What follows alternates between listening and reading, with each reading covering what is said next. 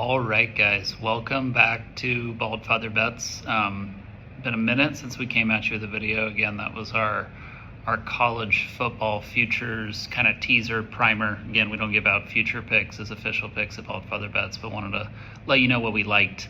And we're up to the same thing here with NFL, as well as add a few official picks to the only one that we've currently made for the upcoming football season.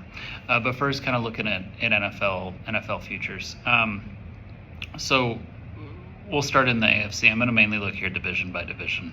Outside of division winners, there's not a whole lot that I like to predict. There's going to be one kind of special one that I don't hate.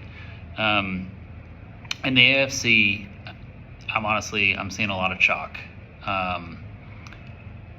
Barring an injury to Josh Allen, I think it'd be quite difficult for Buffalo to not win the AFC East. In the AFC North, okay, maybe you could get some change. There would be a possibility, I think, that if especially with Lamar, he's had 2 seasons now where he's essentially been healthy. A third season in a row for him would be a little bit of a rarity when it comes to that. You could see Cincinnati make a move there if you wanted to get a little bit unchalky with regards to the AFC North. I wouldn't go for the Steelers, definitely obviously not the Browns. Steelers are going to get a lot of hype and a lot of play because they're plus a lot of money to win the division, or plus a lot of money to make the playoff. I mean, they'll probably make the playoffs at 9-8 like they always do. But I would not get too outside of chalk on the AFC North. If you do want to go with someone other than the Ravens, the Bengals would be the only other one, in my opinion, that you can make a move on. But they have a lot of question marks too. Like I said, quite honestly, unless you see an injury to Lamar, which I think is a little bit more likely than an injury to Josh Allen, I would not get too far outside of chalk there. Looking then at the AFC West, I know it's super popular right now to talk about the demise of Patrick Mahomes and the Kansas City Chiefs, because the last time you saw them, they had a negative showing against the Eagles. Since Patrick Mahomes has been a starter in the NFL, he has never done worse than to make it to the AFC Championship game.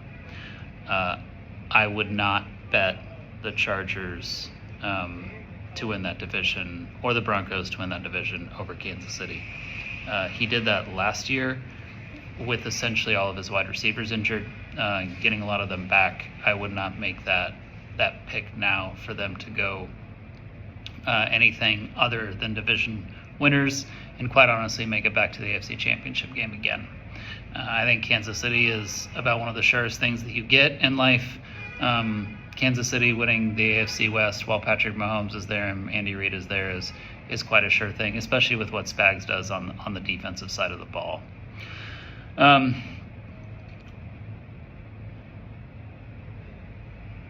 West, East, North, AFC South. AFC South. If you're going to get unchalky, this is the one I would do it on. If you watch the Houston Texans play last year, one thing they did not scream is that, hey, we can get worse on the offensive line and give CJ Stroud even less time to throw. Well, what they did is lose Laramie Tunsil in free agency.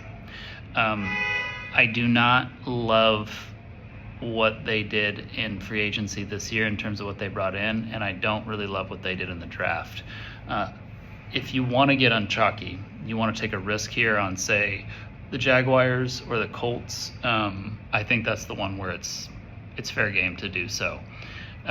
Trevor Lawrence has looked pretty good so far in preseason. Preseason doesn't mean anything, but he has looked pretty good. New coaching staff there.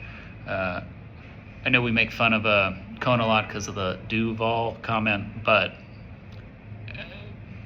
he's got a pretty good offensive mind. And that compared with Lawrence's talents, I'm a known Lawrence lover. I kind of defend him at every step of the way. But there is, at the price that you're getting, there's an argument to be made that the correct play there is the Colts or the Jaguars, based on what has happened with the Texans. I don't think the entire conference will go chalk, and you're looking quite chalky when it comes to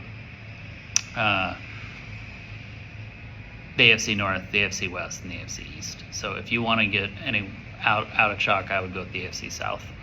NFC, this is where I break mold. So we'll start with the NFC North. I like the Packers over the Lions in this one. If you look at the Lions' schedule, they're essentially the one time where Jared Goff is bad, not up to his normal par, is outdoor cold weather, windy games. If you look at the Lions' schedule, essentially every tough game they play this year is away from Detroit. They play at the Eagles, they play at Kansas City, they play at Cincinnati, they play at Washington. Obviously, they play at Green Bay. They play at Minnesota and at Chicago within the division. Their schedule is an absolute gauntlet. I do not recommend taking the Lions to win that division. Then we take a look out NFC West. I like the 49ers here. The 49ers have one of the easiest schedules in the NFL. And coming to that, I like the 49ers as an outside shot to be the number one seed in the NFC. If you can get a price on it, some books offer it, some books don't.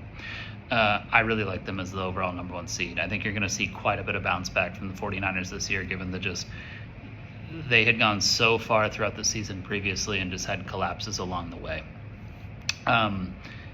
When you deal with going that deep in the playoffs year after year after year, finally you're going to get the injury bug, and the 49ers got it last year. I like Kyle Shanahan to bounce back in that.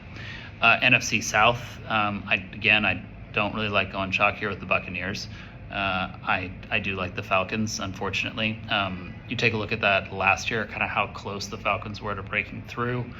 Some of the struggles that they had before they went to Penix. I think you're going to see the Falcons have a nice year. And then the NFC East, where I'm going to maybe get myself in trouble. I do not like the Eagles. You have not had a back-to-back division winner in the NFC East in over 20 years. The Eagles lost more than people are talking about, and now you're seeing kind of the injuries that they had with GJ. Looks like Landon Dickerson's going to be okay, and should be available, if not for week 1, early on in the season. The Commanders brought in a lot. The Commanders are working with Jaden Daniels' rookie deal right now, which is then allowing them to spend in free agency. So with that, I like the Commanders actually in the NFC East, and I don't hate the Cowboys. When the Cowboys have a healthy Dak Prescott, and when the Cowboys have a healthy Micah Parsons, and don't even worry about the contract stuff with Micah. Micah's playing for the Cowboys. There's zero chance of anything else. This is all a mirage.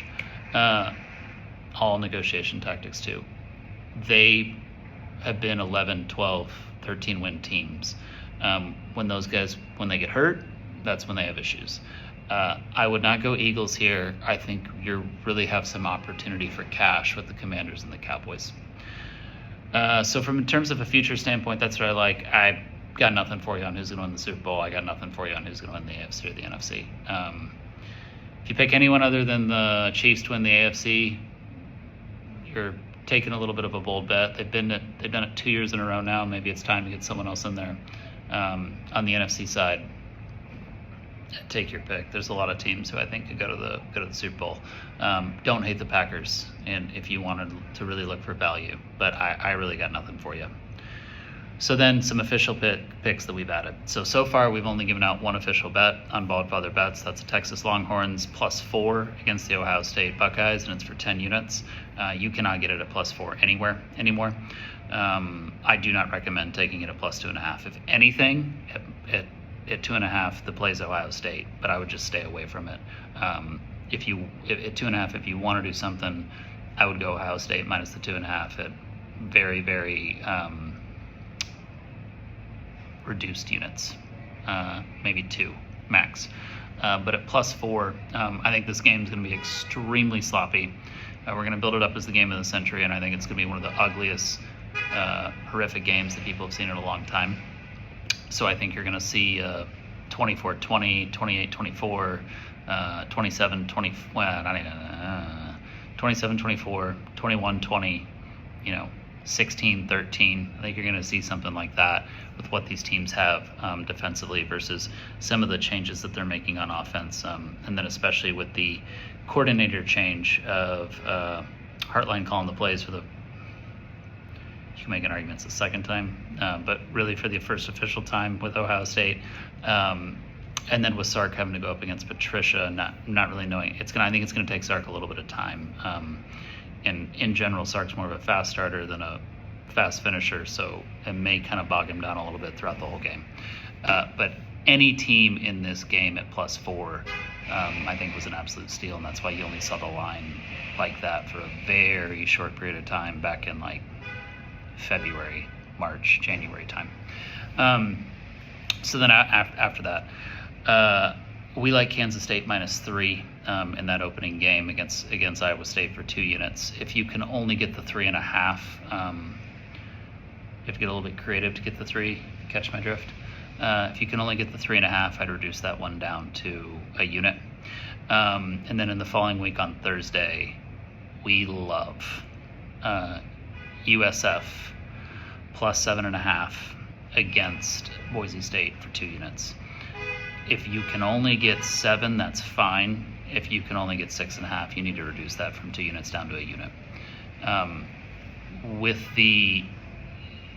With that 7, obviously you're crossing over a key number. I still like it at 6.5, which is why I don't say throw the bet in the garbage. Still take it. Just reduce that down to a unit. We're also looking at that Cincinnati-Nebraska game, but no official play on that one for us yet. As you get into that Friday, we are looking at a couple of games there as well, Colorado GT, but no official play on that one, as well as the Auburn-Baylor game. That Auburn-Baylor game, that line has been bouncing all over the place. You've crossed 0 in either direction multiple times with that one. So we're still waiting to see kind of that line movement and then, or lack thereof line movement again, based on some of the sharp play that we're seeing and monitoring that one. Saturday, multiple other games that we're looking at. So far, the only one we've locked in is that Texas-Ohio State game. But we're looking at Tennessee, Syracuse. We're looking at Florida State, Alabama, and obviously we're looking at LSU, Clemson. We'll have plays on those and potentially a few others, but still in the monitoring phase. And then Sunday, though, we've locked in both our plays. Love Virginia Tech plus the 8. Doing that one for a unit. If you can only get it at 7, it's fine. Do not cross down into 6.5 for it. If you can get it at 7.5, it's fine. 7, 7.5, or 8. We got it at 8. Take that one for a unit. And then we have Miami plus the 3 for 2 units. You're gonna have to get creative to get the 3. Again, if you catch my drift. If you can only get it at 2.5, make that one a unit. I don't recommend going money line for the unit and trying to get that plus money. It's not worth what you're gaining in juice to give up the 2.5 points, but I wouldn't do the 2.5 for 2 units. I drop that one down to a unit. But our official play is Miami plus 3 for 2 units. And then we have our first official NFL play of the season. It is that opening game, and it's the Dallas Cowboys plus 7 for 2 units against the Eagles. I know the trends with regards to home openers for Super Bowl champs. Past 2 seasons hasn't hit, so we'll see. 2 out of the past 3 seasons hasn't hit, so we'll see. 7 points is too much for an Eagles Cowboys division game, top rivalry, when these teams are healthy coming in week 1. Like I said, look at Dallas when they have a healthy Dak, when they have a healthy Micah Parsons, when they have a healthy CeeDee Lamb. They're a very different team. What you have recently in your mind is what they were last year, and that's not what they're going to be week 1. So we like the Cowboys plus the 7 for 2 units. It's just too many points in a division game, rivalry game like that. I know there'll be a lot of momentum for Philly at home, World Championship celebration, banner, all that stuff, but doesn't scare us away. So that's it in terms of official picks for now. we will be back at you again soon, adding more official picks either as this week goes on or next week. And we cannot wait till we get to August 23rd for that first game, and we'll be cheering for the Kansas State Wildcats. Thank you guys. Appreciate you always. If you made it this far, please, if you don't mind, give the video a like. Make sure you're subscribed to the channel so you're getting all our notifications. And with that, we'll be back at you soon. So happy that we're back with football season. I appreciate you guys very much. Bye-bye.